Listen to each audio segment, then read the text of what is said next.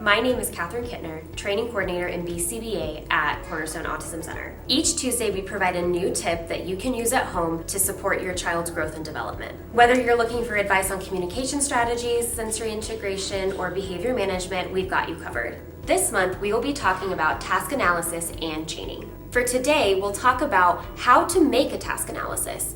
The first step is going to be complete the task yourself, or watch somebody else who is proficient in the skill complete it, and write down all of those steps.